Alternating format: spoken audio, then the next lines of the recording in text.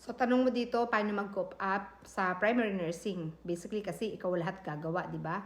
Ako personally, mas gusto ko ng primary nursing kumpara sa team nursing kasi gusto ko na alam ko kung ano nangyayari sa pasyente ko at alam ko kung anong mga gamot na tinitake nila. So, yung mga tips na pwede kong i-share sa'yo, marunong ka dapat ng time management, mag-prioritize, at saka focus ka lang.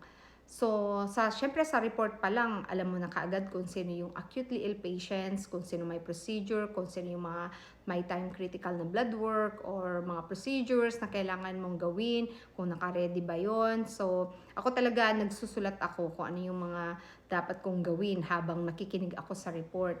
And then, kapag sa during assessments na kapag nasa isolation room yung patients ko, ang ginagawa ko para makatipid ako ng oras, syempre kasi importante talaga dyan yung time management.